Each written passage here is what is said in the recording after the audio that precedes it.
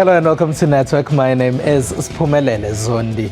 We've heard that mobile money service M-Pesa is closing in South Africa. We've decided to go to Kenya to find out how it's used over there. MTN and Nigerian authorities have reached a settlement amount. We have info on that as well. We'll also go to the University of Johannesburg to meet a student who is working on a solar car project. Our discussion this evening is on big data and how it can be useful to businesses. Meryl van der Walt from Straight is in studio for that one. Find us on SABC Network on Facebook, Twitter and Instagram. It's newsnetwork at sabc.co.za on email. Let's start with your social media and technology news.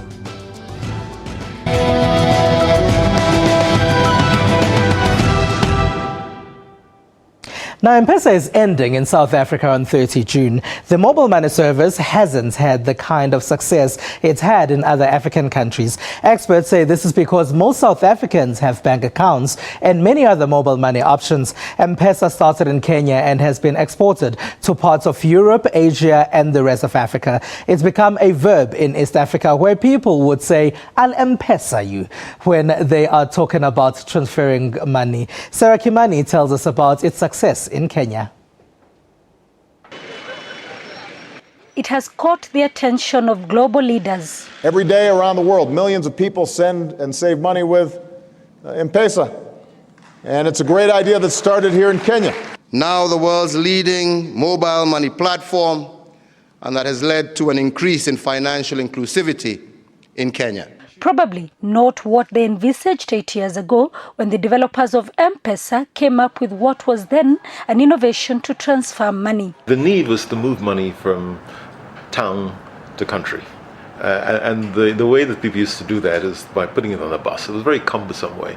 Kenya is a cash-heavy society, probably one of the reasons why M-Pesa, Swahili for mobile money, caught on fast. It entails transferring money from one person to another through the mobile phone. Morning. This is how it works. Across the country are more than 100,000 mobile money agents, like this one. A mobile money user gives cash to any of those agents who then convert it into electronic money. The user can then send that money to anybody across the world. I serve anyone. Mothers who come to deposit money, those who want to save in their mutuary, many people. The service does not need a mobile phone application. This is the phone that people use to send M-Pesa. Most of my customers are actually using a simple phone like this, and so you don't need something which is terribly complicated, and this is a $10 phone. Safaricom has 25 million subscribers, 22 million of whom have registered to use and have used M-Pesa. The service moves at least $170 million daily. Last year, M-Pesa transactions accounted for 20% of Kenya's GDP. From the small business person in the informal settlements of Kawangware to multinational companies, millions of Safaricom subscribers are using the mobile money transfer service, M-Pesa. Indeed, M-Pesa has changed the way Kenyans transact business and how they use their mobile phones. It's good because it has helped me save, start this business, and even educate my kid through the savings that I save. You don't need to carry cash when you are going or when you are at work. You just use M-Pesa to pay, buy fuel, pay bills, even in supermarket. For a service that started as a mobile money transfer service, M-Pesa has caught the creative minds of young Kenyan innovators who have used their infrastructure to provide solutions to some of Kenya's day-to-day as well as social needs. Can I pay with M-Pesa? Through the service, for as little as 40 cents, one can light their house, learn better crop and animal management, and even access better market for their goods. You can borrow money using M-Pesa. You'll be able to buy government bonds and stocks and shares using M-Pesa. The service is regulated by the Central Bank of Kenya. Users can only transact up to $1,500 a day, and any suspicious transactions are flagged up to the Central Bank and law enforcement officers, hence reducing cases of money laundering. Right, let's go to Nigeria now, where there's been a settlement amount between that country's government and MTN. The fine is for MTN's failure to shut down unregistered SIM cards. Nigerian authorities said some of these are used by Boko Haram terrorists who kidnap people and carry out attacks in parts of the country. The South African network provider has the most subscribers in Africa. Now, our correspondent in Abuja, Sophia Adengo, tells us that the fine is now a third of what it originally was. She also explains some of MTN's other work in Nigeria. MTN does have a considerable amount of infrastructural development projects here in Nigeria that would also foster, stock confidence going forward. So from what we can see so far, even though MTN has to pay an overwhelming over $1 billion in this fine, the future for MTN doing business going forward seems to be quite good. Continue with our stories that celebrate youth in technology. Today we go to the University of Johannesburg to meet Kumanzala. They call the student the university's solar car strategist. The first solar car was much heavier, much larger, and we didn't get our efficiencies right all the way through it. But we've learned a lot. From the second car to this car, Ilanga 2, we've actually learned how to better do our suspension, because we've had quite a few issues with the suspension, the aerodynamics of the car. So this car was actually designed around a driver. So we placed the driver inside the car and we basically designed around how small the driver could actually be, how big the car should be for the efficiency of the panels. This is the telemetry for the car. So this is the sender. We get all our information through this system and it's basically connected to the battery management. So we check the battery. This is our motor. We drive this car on one motor and this is the motor for the car. It's mounted by a composite swing arm. We'd like to look at changing that for this current solar challenge. And right here we've got the cockpit where the driver normally sits, and it's quite a small, uncomfortable space, but we try and make sure that the driver is as comfortable as possible in terms of the back padding and everything without actually raising the weight of the car. This is the steering wheel, right? That's the steering. It's a 3D printed steering. All right, so could you just tell me through the little buttons that are here? Yes, those are the speed controllers of the car, and one of the buttons is the braking. We have a boost button as well. So we basically manage the car, the back handles, if you can just see the white pieces, those are that's the accelerator for the car. Okay. And we've just tried to make it as simple as possible and not run too much through it. Some of the switches are for the lights, and there's a small little display where the driver can see what's actually happening in terms of the current, in terms of the voltage that the car is pulling. So in terms of the current that it's pulling. And right behind it, you'll see a dead man switch on the floor of the car. The switch on the floor, the driver has to keep his foot on that switch throughout driving so that the car actually knows he's in the car. All right, Kuma, I see that there are cables coming out of papers. Yes. What's going on there? So we've actually covered our battery management system. That's our battery management system, and that's just for competitive advantage. So we're just trying to keep that under wraps for now. If you see the car in the race, you still won't be able to see that, but we'll explain it to you. So that's something that your competitors are not allowed to see? That's something our competitors shouldn't see at all. So that's our advantage during the race, how we've actually designed our battery management system, how we've set it up. So we're just keeping that hidden for a bit. All right, Kuma, it's a solar car. So where does the power come from? Because we haven't touched on that part. All right, so I'll show you our panels. These are our solar panels. They're gallium arsenide panels. I can't tell you the efficiency now, but they're very high efficiency cells. And we have an array of about 400 individual panels that come together and actually provide the power for the battery pack. We just heard that they came from Germany. Is there anything specific apart from where they came from that you can tell us as well? I can tell you they were generously sponsored to us by Eskom. But aside from that, they also have applications in space. So they're used quite a lot in terms of space technology. They're on the Mars rover as well. It's the same kind of panels that are on it. And they're very fragile. You have to cover them. This is a protection from dust right now and any sort of debris that could be in the lab on the panels. So to keep their efficiency as high as it is, you need to keep them covered, keep them safe all the time. Now, Cameroonian developers launched their very first locally made video game, and a safety alert mobile application was created for fans who will be attending the Euro 2016 football tournament. These are some of the stories that made tech headlines in the last week.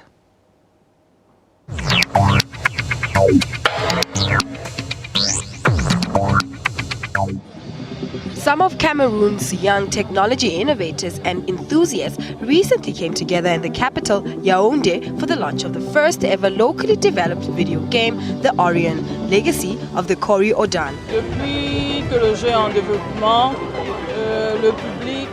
The fans have been eagerly waiting for this game to come out. Almost every day, Cameroonians would ask us on social media when the game would come out, because they would like to find out when the game would be launched, because they wanted to play a game that they could identify with. Kiro O Games, the company behind the new video game, is not only breaking ground for software developers in Cameroon, but is also amongst the first 5 companies in the world to create an African-themed role-playing game. Now off we go to Japan. Nano drones, tiny flying quadrocopters, were major crowd pullers at the International Tokyo Toy Show 2016 as several companies showed off what they each called the world's smallest drones.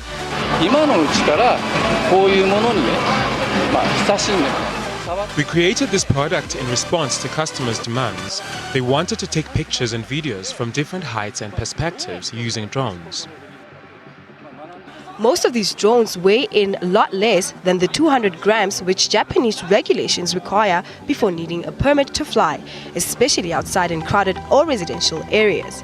Their miniature drones prices are also pretty low, going for about 1,000 rand a piece compared to regular drones cost that sell for almost 23,000 rand. Now heading to France.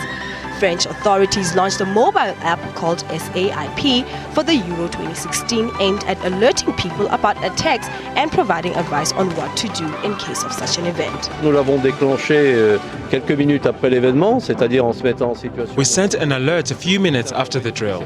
That is to say, from the moment the commissioner is informed about what is happening. So I alerted the Coordination and Monitoring Center for Events under Civil Security, and I observed with my collaborator, who has the app on her smartphone, that the alert was received less than 5 minutes after my call, so it worked quite quickly. The app will be tested for the duration of the tournament to evaluate its effectiveness, and depending on the results, the use of the app could be extended to other major incidents such as earthquakes or floods.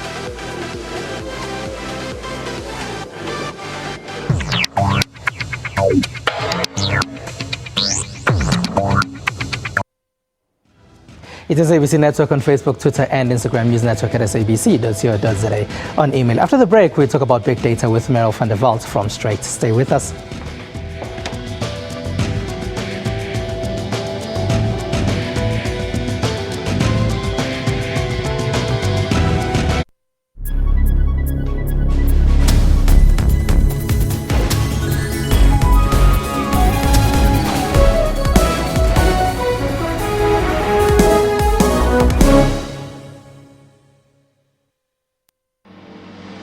There is a sign for perfectionism. There's a sign for goosebumps. Something that symbolizes more performance. A sign for a special mindset. There is a sign for everything we stand for. Audi Sport, born on the track. Built for the road. Join the League of Performance.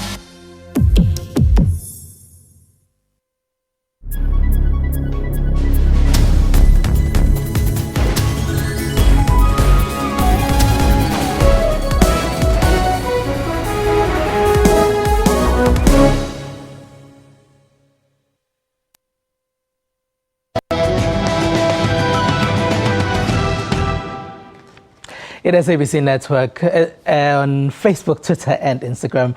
Welcome back and thank you very much for choosing Network. Now, big data is a term that gets thrown around a lot nowadays. Many companies would say they offer solutions to properly analyze big data, but do many people actually understand what is meant by this? To help us understand this is Meryl van der Walt from Straight. Hello and thank you for being a part of our network tonight. Thank you, and thank you for inviting me. Now, what is big data? Yes, I mean, the introduction said it all. You do get the distinct impression that people are unsure of what the term means. But very, very importantly, it is a brand new delving in and finding the unknown. Whereas before, especially in the financial arena that I work in at Straight. All right, Meryl, I'm going to ask you to hold it right there. We unfortunately have to take a short break because we do have a problem with sound there a little bit. All right, so let's take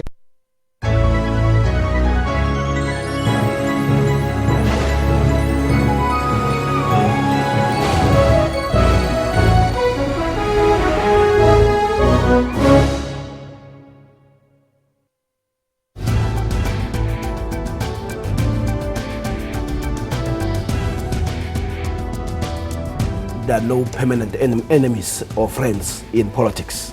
I agree with Professor Siepe fully. Do people still preserve the meaning? They have no clue what it meant to be black under apartheid.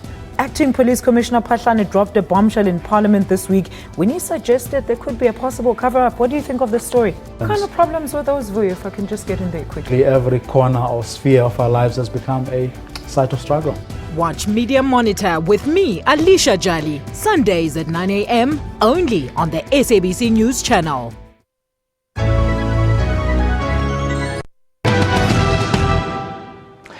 Welcome back. We seem to have gremlins in studio, but Meryl van der Walt from Straight is still in studio with us to talk about big data. Meryl, you are still explaining what big data actually is. Yes.